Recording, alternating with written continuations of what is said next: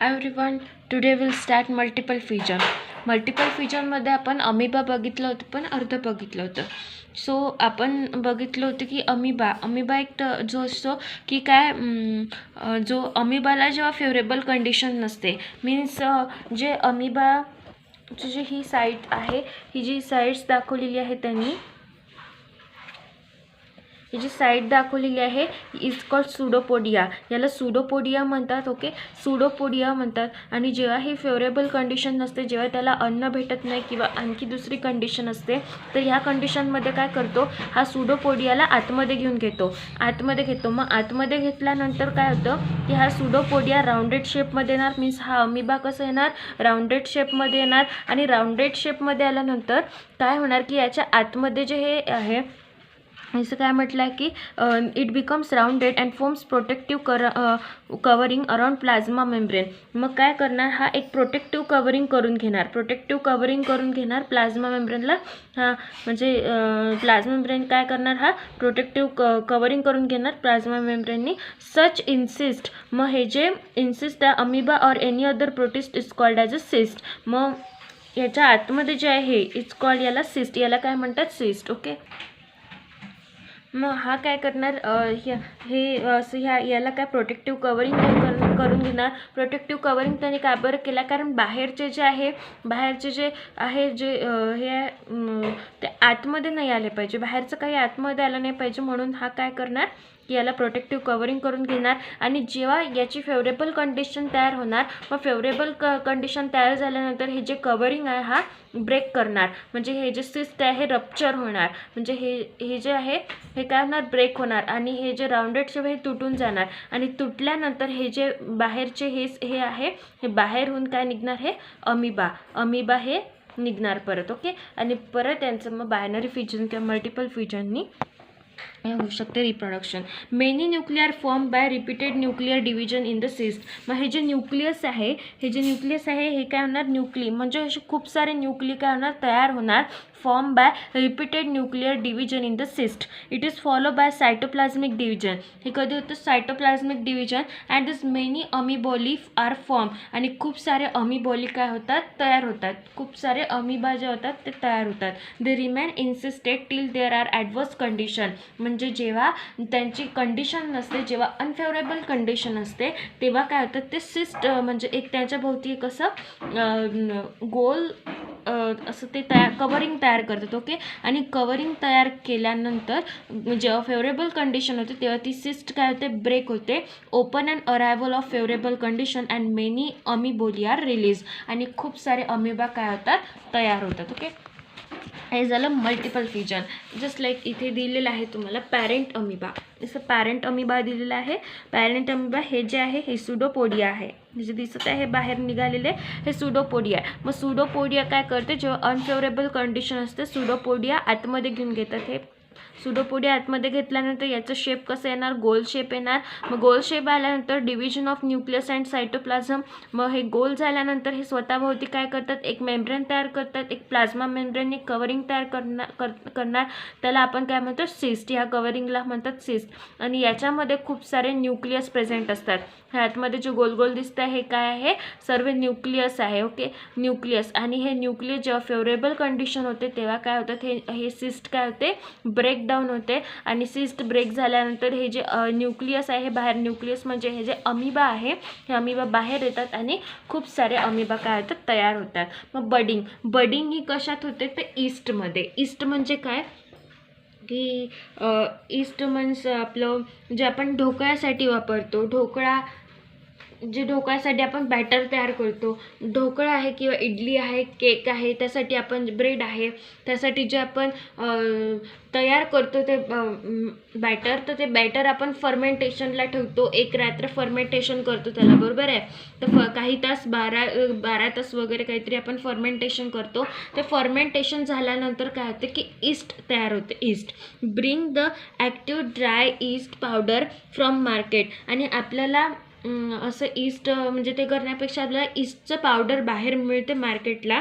Take 50 ml lukewarm water in a conical flask. मग 50 ml आपल्याला lukewarm water घ्यायचं आहे कोनिकल फ्लास्कमध्ये.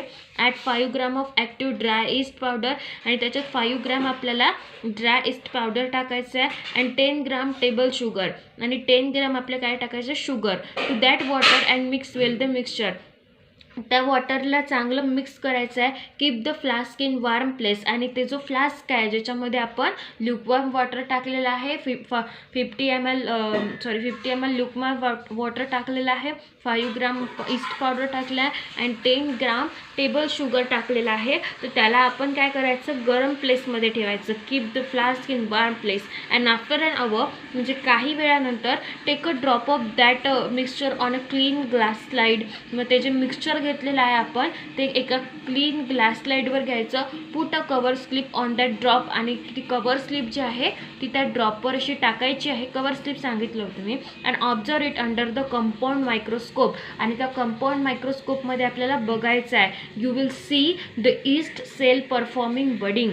तर इथं काय होतं, जे ईस्ट सेल आहे ते काय करतात, बडिंग परफॉर्मिंग करतात. That is a small bird coming out of many parent cell. म्हणजे एक स्मॉल बर्ड तयार होतो. Asexual reproduction occurs by budding in a yeast. म्हणजे असेक्झुअल रिप्रोडक्शन जे असते आणि ही बडिंग जी असते ही कशामध्ये असते, ईस्टमध्ये. अ युनिसेल्युलर फंगस मीन्स हे काय, युनिसेल्युलर फंगसमध्ये. ओके, युनिसेल्युलर म्हटलं तर त्याच्यामध्ये ईस्ट येणार. ओके, तर बडिंग ही प्रोसेस युनिसेल्युलरमध्ये होते. आणि multicellular asexual reproduction in multicellular animal म्हटलं तर तिथे येणार. मग ते आपण नंतर बघू हायड्रा वगैरे, ते हायड्रामध्ये येणार तो बडिंग. मीन्स एक जे आहे ही जी बडिंग आहे ही युनिसेल्युलरमध्ये आहे. मल्टीसेल्युलरमध्ये पण बडिंग येते, पण त्याच्यात जो एक्झाम्पल राहते तो आहे हायड्राचं. सो इथे आपण ईस्टचं बघून घेऊ. Okay, small bud coming out of many parent cell. Asexual reproduction occurs by budding in yeast unicellular fungus. Yeast cell produces 2 daughters nuclei. मग yeast cell जे असतात ते काय करतात, 2 डॉटर न्यूक्ली करतात by mitotic division. 2 daughter cell तयार झाली आहे. इथे एक सेल झाला आहे आणि इथे 2 डॉटर सेल तयार होत आहे. daughter nuclei by mitotic division so as to reproduce by budding. This yeast cell is called as a parent cell. आणि हे जे yeast cell आहे it's called काय, parent cell. A small bulge appear on the surface of parent cell. Small bulge appear means काय, हे जे दिसत आहे असं small bulb like structure, हे त्याला बल्ज म्हणतात. हे असं दिसत आहे ना, हे ह्या शेपमध्ये दिसत आहे असं असं ह्या शेपमध्ये दिसत आहे. हे जे बल्ज तयार झालं आहे हे बल्ज म्हणजे काय, हे न्यू बर्ड आहे. एक असं बर्ड, हे न्यू बर्ड आहे. ओके, हे न्यू बर्ड आहे. आणि याच्यातूनच काय होतं आहे, हे असं म्हणजे यांचं हे होतं आहे, ब्रेकडाऊन होतं आहे आणि हे नवीन एक तयार होतं आहे. Okay, so a small bulge appear on the surface of parent cell. These bulge is actually bud. हे जे bulge आहे हे actually काय आहे, bud आहे. One of the 2 daughter nuclei enters this bud. मग one of the 2 daughter nuclei enter this bud after sufficient growth. मग त्यांची एक sufficient growth झाल्यानंतर bud separate. मग त्यांची ग्रोथ झाल्यानंतर काय होते की बर्ड काय होते, त्यांच्या पॅरेंट सेलपासनं सेपरेट होते. And starts to live independently. आणि ते काय करतात, इंडिपेंडंटली राहतात as a daughter yeast cell. म्हणजे डॉटर ईस्ट सेल म्हणून ते इंडिपेंडंटली राहतात. ॲज बल्ज तयार झाला आहे. बल्ज मीन्स एका टाईपचं बर्ड आहे. आणि या बर्डमध्ये जेव्हा फेवरेबल कंडिशन तयार होते, फेवरेबल कंडिशन मीन्स जेव्हा हे डॉटर सेल काय होतात, कम्प्लिटली यांची ग्रोथ होते. मग कम्प्लिटली ग्रोथ झाल्यानंतर काय होतात, हे पॅरेंट सेलपासून दूर जातात मीन्स सेपरेट जातात आणि इंडिपेंडंटली जातात मीन्स त्याला काय म्हणतात, डॉटर सेल. ओके, हे झालं unicellular asexual reproduction in unicellular. Okay, unicellular. आणि आता बघू युनिसेल्युलर ऑर्गॅनिझम. आणि इथे बघू की asexual reproduction in multicellular organism. आपण बघितलं की युनिसेल्युलर ऑर्गॅनिझम्समध्ये असेक्झुअल रिप्रोडक्शन इन युनिसेल्युलर ऑर्गॅनिझममध्ये काय ते फर्स्ट बायनरी फिजन बघितलं, जसं होतं की की ट्रान्सफर्समध्ये ट्रान्सवर्समध्ये आलं होतं की पॅरामेशियम, लॉन्जिट्युडनलमध्ये आलं होतं युग्लिना, देन सिम्पलमध्ये आलं होतं अमिबा, आणि मल्टिपल फिजनमध्ये आपण बघितलं अमिबा, ओके, अमिबा, आणि बडिंगमध्ये बघितलं ईस्ट, ओके, युनिसेल्युलर ऑर्गॅनिझम्समध्ये. आता असेक्झुअल रिप्रोडक्शन मल्टीसेल्युलर ऑर्गॅनिझम. मग मल्टीसेल्युलर ऑर्गॅनिझम्स मीन्स काय? फ्रॅगमेंटेशन, स्पायरोगायरा, फंगस आहे, अल्गी आहे, अल्गी मीन्स व्हॉट की हे जे आहे की जी आपण भिंतीला algae. So this type of asexual reproduction occurs in multicellular organism. In this type of reproduction, the body of parent organism breaks up into many fragments and each fragment starts to live as an independent new organism. This type of reproduction occurs in algae. म्हणजे ह्या प्रकारचे जे reproduction असतं असेक्झुअल reproduction multicellular organism हे कुठे भेटणार तुम्हाला? तर अल्गीमध्ये.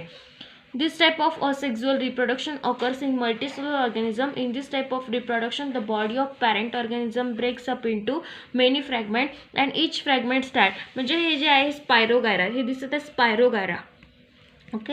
हे स्पायरोगायरामध्ये काय होते? ब्रेकडाऊन होते. The body of parent organism, म्हणजे ही जी पॅरेंट ऑर्गॅनिझमची जी बॉडी असते ही काय होते? ब्रेक होते अप इंटू मेनी फ्रॅगमेंट्स. अशा खूप सारे फ्रॅगमेंट्समध्ये काय होतात? ते ब्रेकडाऊन होतात. And each fragment start to live as an independent new organism. आणि प्रत्येक फ्रॅगमेंट काय करतो की इंडिपेंडंट सेपरेट झाल्यानंतर ते इंडिपेंडंट राहतात, आणि इंडिपेंडंट राहतात म्हणजे ते काय झालं? न्यू ऑर्गॅनिझम तयार झालं. This type of reproduction occurs in algae. आणि अशा टाईपचं जे रिप्रोडक्शन आहे ते अल्गीमध्ये भेटते, like spirogyra spirogyra and sponges like sycon. आणि सायकॉनमध्ये whenever there is a plenty of water and nutrients are available to spirogyra, its filament grow very fast and break up into many small fragments.